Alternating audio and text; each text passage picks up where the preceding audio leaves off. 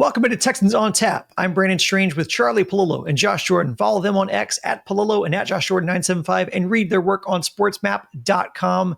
Gents, got some slightly surprising news last week with the Texans parting ways with OC Bobby Slowik and offensive line coach Chris Strausser.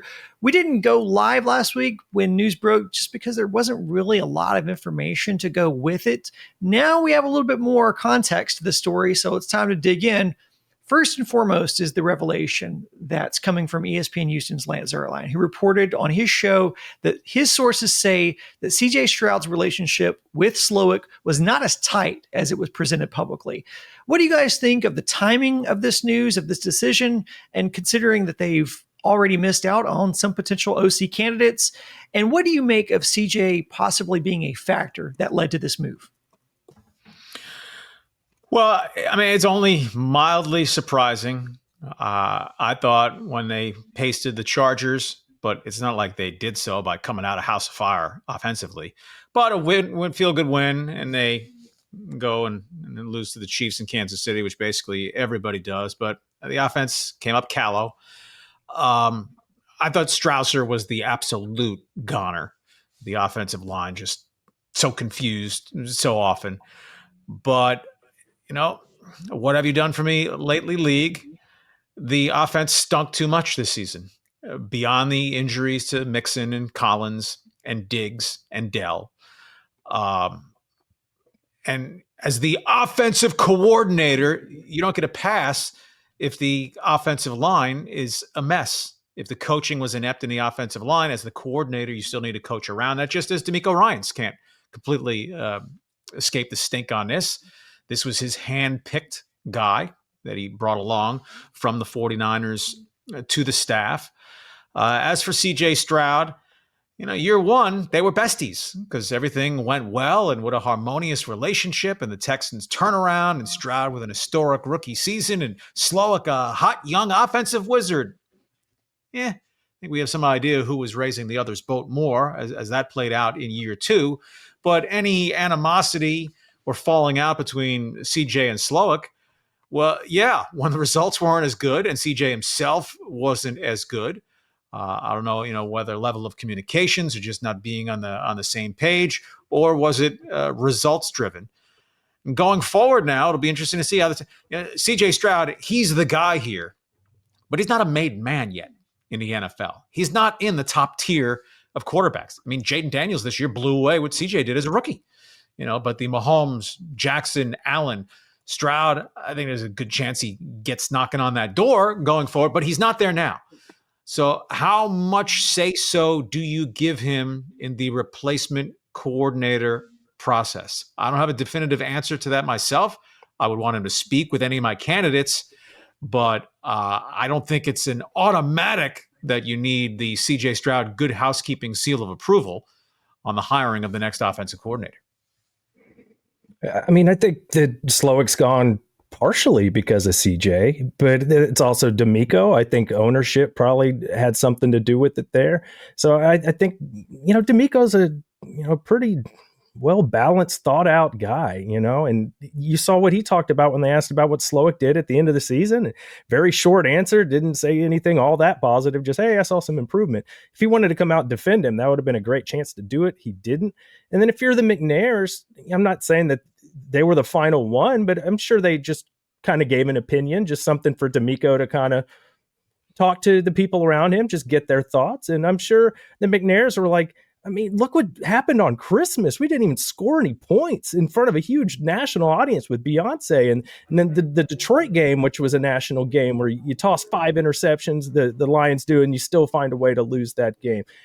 And then the Saturday game against the Chiefs, they lost that one too. And the Jets debacle on Halloween where they were the laughingstock in the league, and then you go in there and lose. So and mostly the defense has been really good this year. So you have to point at the offense. And if you look at CJ in 2024, 219 passing yards per game. The season before that, 274. That is a huge drop off. So somebody's going to be held accountable for this. And if you want to say, oh, it should be the offensive line coach, not the offensive coordinator, well, if somebody keeps not doing their job and they work for you, essentially, you have to replace them at some point. And that didn't seem to be an option.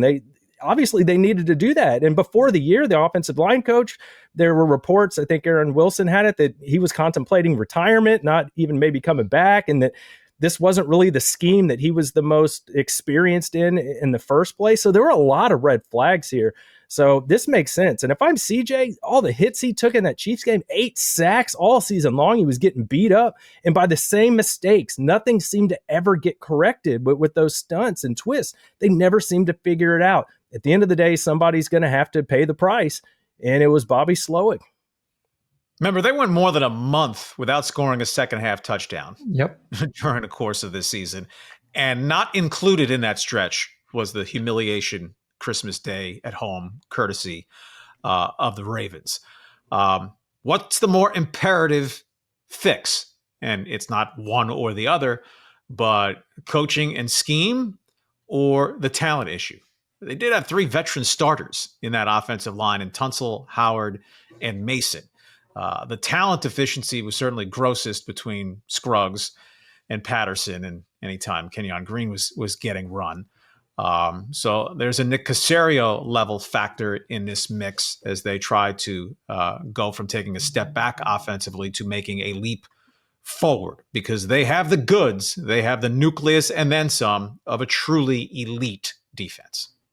I think part of this, too, is the success of Cliff Kingsbury and Jaden Daniels this year. Another rookie comes out. Remember, Kingsbury there were talks that maybe he could be the Texans OC before Slowik got hired. That didn't happen. And then Kingsbury has an incredible year with a rookie.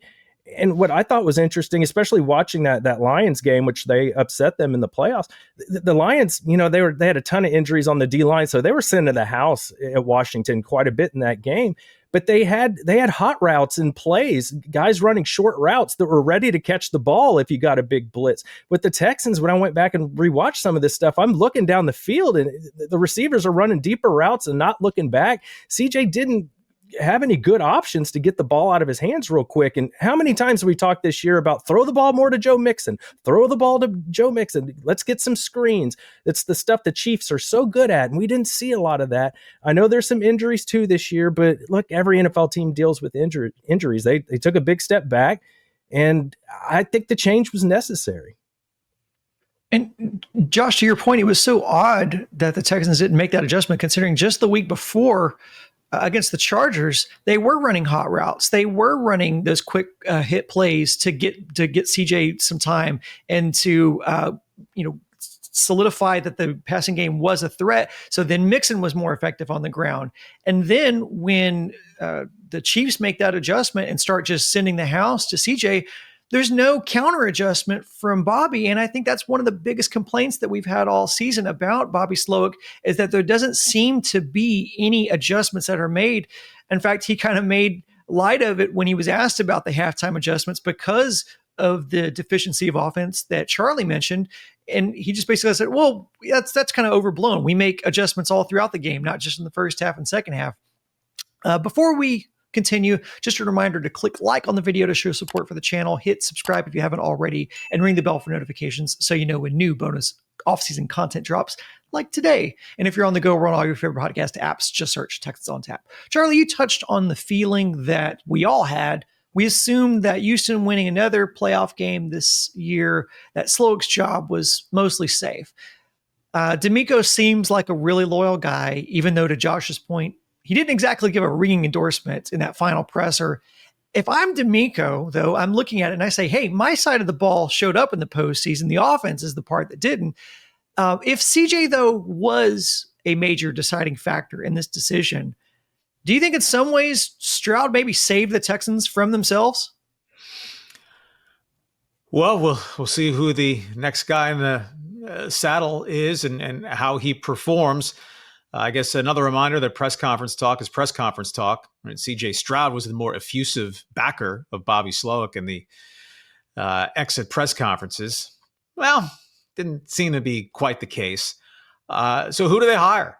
And D'Amico, as mentioned, brought Slowik along with him from San Francisco, a branch or maybe more of a twig as it played out from the Shanahan tree. Is D'Amico going to go with the familiar and everyone's going to play the name game?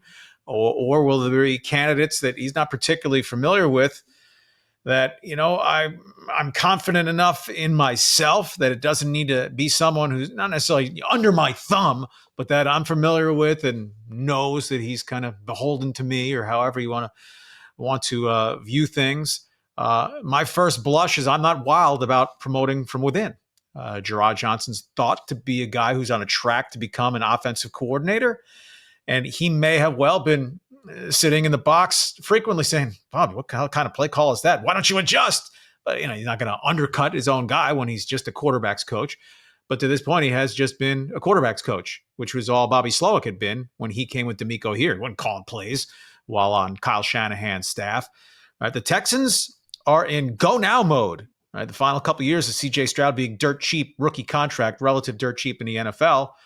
Do you want to risk a coordinator who maybe just doesn't turn out to be that good, or failing that, at least is going to take some time to grow into the job? It's an interesting decision for D'Amico and Caserio and whoever else is involved with it. No doubt CJ Stroud will be involved with it. To what extent?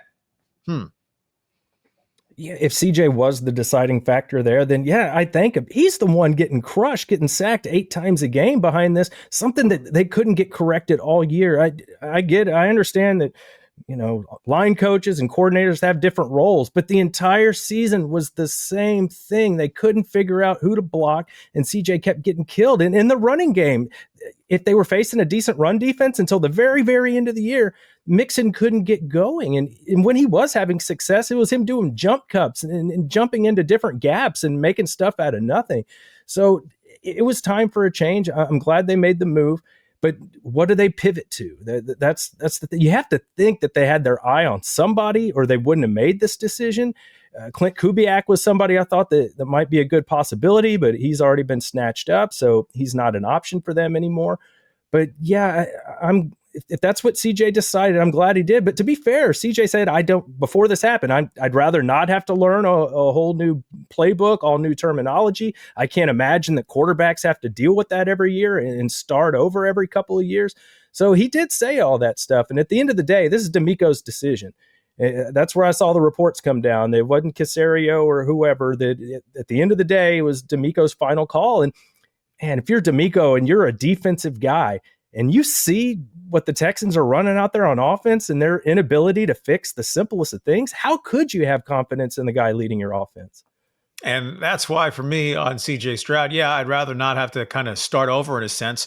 Well, if the status quo wasn't so good, what's the big issue? Move on. And one other element, will whoever is in charge be comfortable with, will the Texans be comfortable with, and will CJ Stroud aggressively seek, hey, I'm a third-year guy now, I'm pretty good, I need a little more control of the operation on field. Whereas the Slowik scheme pretty much is, hey, we've got this. Just run the play as called, and there are the progressions within the play. But the idea of audibilizing more, right? That occasionally came up going back to Matt Schaub with Gary Kubiak, where it was not the quarterback has his hands on the wheel to dictate whether from under center or in the shotgun at times. Also, just quickly, I saw a breakdown of those 8 sacks on Seth Payne's channel the other day. And what I thought was really interesting, one of the big takeaways, he had a guest on that, forgive me, I forget his name, offensive line experience. And he was like, kind of what the Chiefs are doing, by the way they're lining up, they're dictating how the Texans are going to slide their protections. So they're lining up to get what they know the Texans will do when they face a front like that, to get the matchups that they want. So I think you gotta have somebody to offset that. You got to have another trick up your sleeve. You can't let the defense dictate exactly how you're going to set up your pressures, especially if they know it's going to set them up in a way that gives the defense the advantage. So that was very eye-opening when I saw that. Josh, going back to your point, though, can you imagine how D'Amico's defense would feast against an O-line that can't pick up stunts or calls plays so predictably? And look, if Lance's source is correct, that Slowik and Stroud's relationship was not as strong as it outwardly appeared, I also think we should give credit to CJ's professionalism, because we never heard that outward. He never blamed Slowik during his press conferences, always took accountability for failures of the offense. And again, apparently didn't leak anything to the press that would seed any sort of dissension. So, I know it's maybe faint praise, but it's still praise nonetheless that none of that dirty laundry spilled out into the public. Just before we go on, just a quick message from our sales team. If you are a business owner and you'd like us to help spread the word about your business, product, or service, you can contact our sales team at houston.sportsmap.com/advertise and send us a message. The link will also be in the description. So, Josh, you brought up Clint Kubiak. That was a name that was getting tossed around prior to Slowik's getting hired. He's also been snagged up during this coaching hire cycle. Tight end passing game coordinator Nick Haley from the Rams is another name getting tossed around. Slowik came from that famous Shanahan tree of offensive play calling. Do you guys think we'll see Houston pivot away from that system completely? I really don't know. I imagine we'll hear we want a hybrid of this. We want to be multifaceted, multidimensional, be able to attack and adapt in different forms and fashions. One name that already, I guess, is being tossed about because it's an easy name to toss about. D'Amico Ryans finished his playing career under Chip Kelly with the Eagles. Chip Kelly off winning a national championship or helping Ohio State as he decided, I don't want to deal with the NIL head coaching stuff. And so he left the head coaching gig to go to Ohio State and just be the coordinator. Would just being the coordinator in the NFL appeal to him if he doesn't want to deal with the head man stuff? He had high regard for D'Amico as he was finishing up his playing career there. And another name that I wouldn't take particularly seriously, but if C.J. Stroud is going to have a lot of influence, Kevin Wilson was his offensive coordinator at Ohio State, left the same time CJ did, just got fired as head coach at Tulsa, which is a tough job. I don't hold that against him. But if CJ Stroud says, hey, at least interview my guy from Ohio State, I bet you he'd at least get that interview. I mean, there's a few different options that could be. And see, that was the other thing that we heard from behind the scenes, that maybe CJ had trouble with coordinators all the way back to college. Josh McCown is somebody I'd keep an eye on. I mean, remember, he was almost hired here. You look at, he's the quarterback coach for the Vikings right now. So he finally has some professional experience in coaching, which was the difference while we were all freaking out when they were talking about hiring him. At least he's done the work now. And keep in mind, Sam Darnold came out of nowhere this year and had just until the playoffs, basically, he was really good. And nobody expected that with McCown coaching him. Casario's tight with him. That could be a possibility there. I like the Chip Kelly idea. The one thing the McNairs have gotten a fair amount of criticism, but they're willing to spend when their football people tell them it's important. They did it with Slowik. They gave him more money last year to stick around. They're usually pretty good about that. If Nick Caserio comes to them and says, hey, we're going to have to pay Chip Kelly a lot to get him here, but I think it's going to be worth it, I think they'd scratch the check. We'll just see if he's willing to come here. But yeah, Caley, we talked about with the Rams, makes some sense. He goes back to years with the Patriots too. So he knows Caserio. Brandon, you mentioned he's the passing game coordinator, tight ends coach with the Rams. McVay there is the play caller. So it's almost kind of like the Slowik thing again, right? Where Shanahan's the play caller and Slowik was the passing game coordinator. Is it going to take him a couple years to figure it out as an offensive coordinator? I would like to see them go with somebody with some experience. I don't want to take a shot because it takes a while to learn on the job if you haven't done it before, even if you're really talented. The window is now for the Texans. I'd like to see them get a really experienced, quality offensive coordinator. I'm not saying it's a complete disqualifier, but wasn't Josh McCown a Jack Easterby guy? Mm-hmm. Next. But wasn't Caserio? Caserio kind of was too. Yeah, no, exactly. That was going to be my point too. Caserio was a Jack Easterby guy too, which that could take the conversation a couple different directions. Here's where I want to go with it is, Josh, you talked about the uncertainty about who they would be bringing in and what the experience level of that coaching candidate would be. Do you think a change at the OC position is a good or a bad thing for attracting free agents to Houston? So, Charlie, on the one hand, it means that they are starting from scratch, possibly with a scheme, if it's a completely philosophical difference in what they're doing now. So they start from scratch there. Or on the other hand, Houston was a bottom third offense in the NFL, which is also not exactly good marketing. Yeah, I don't think it's really a boon unless with a particular player, there's a particular link to the guy you hired as offensive coordinator. I think the Texans' biggest selling points are CJ Stroud is the quarterback. This is a back-to-back division champ, albeit a weak AFC South. Well, they're going to be favored to be a playoff team, and then you get to the positives of Houston as a city to live in and pay your taxes in. But I'd be surprised if there's an offensive coordinator that makes free agents say, I want to go to Houston. The dollars, cash on the barrelhead typically, I think, has more impact. I think in one way it could help you because you can at least sell hope, right? Like, yeah, we had some issues last year, but we got this new guy and he's going to be the best. He's going to be the best ever. You could sell kind of some of that stuff, right? You haven't seen it yet. I think that might help them. But at the end of the day, it's got to be a really coveted job because look at what D'Amico's proven. He's a good head coach, 2 years. We know how great D'Amico is. Seems like a great dude to work for. And then CJ Stroud, Laramie Tunsil, Nico Collins, Joe Mixon. I mean, if you're an offensive coordinator, you already got some really nice weapons there.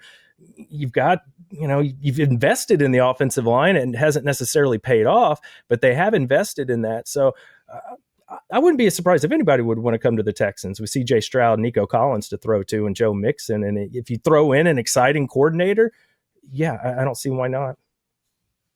I think there's a level of accountability that this brings to say that there's a certain level of winning there that's expected in Houston.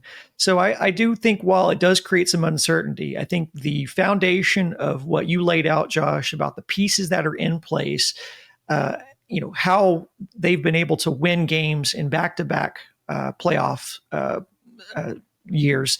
So they've got some things to build on. But then from an optics standpoint, there is an expectation of we have a level of success that we expect. And if we don't reach that, then someone's going to pay for that. And so whether it was Bobby Slowik, obviously there was personnel issues and a lack of depth on the O-line that certainly contributed towards this. But I do think that from an optics standpoint, I think that especially veterans, like guys like Diggs, who are going to be very selective and and I'm not saying they should go after Diggs, I'm just saying like a guy like Diggs, who's a free agent veteran, who's picking teams and picking, options for himself personally and professionally. They're going to look at that and go, okay, this team wants to win. Like this team is not settling for, okay, we just made the playoffs 2 years in a row. This team wants to get to that next level and they're willing to clean house to get it done. So I do like that level of optics there. I'll give you guys the final word before we're out this episode. Huge hire for DeMeco Ryans, in part linking to what you were just talking about. 10-7 the first 2 years. The first season, it was fantastic. The second season, it's okay. Won a home playoff game and didn't come close again in the following road playoff game. If 2 seasons from now, you're still 10-7, but not looking like you're really ready to crash the party and play with the big boys and be a contender, and it's because your offense is not taking that next step, and that's 2 DeMeco offensive coordinator hires who haven't gotten you there, and now CJ Stroud's about to become a $65 million per year quarterback or whatever he is. If you're 4 years into DeMeco's tenure and what have you done for me lately world, right? Bobby Slowik, first year, hey, young boy wonder coordinator. Year 2, get out of here. You're fired. So the stakes rise on this for DeMeco Ryans because while the marriage is not at all in trouble, I mean, the ground could not be firmer and safer under him as a head coach. No certainty about that 2 seasons from now. I think this kind of goes back to one of those Patriots mantras that you'd rather move on from somebody a year too early than a year too late. So with Bobby Slowik, what if they brought him back and the offense looked exactly the same and you start the season off and CJ's getting killed and it hasn't changed? Then what, you have to fire him during the season and then you're just promoting somebody from within and just hoping they can figure it out on the fly. And if there was some static between, CJ and Slowik, not playing well would, make that a bigger deal. Everybody gets frustrated. So I think now it's like rip the Band-Aid off now, try and find the most qualified person and go into next year because, yeah, I could see that. If they got off to a slow start, then you can your OC and then you might waste a whole nother season of CJ in his prime under that low contract number that teams covet so much. Yeah, and I guess I give that opinion of the free agents probably from my personal opinion, because from my standpoint, I go, well, good.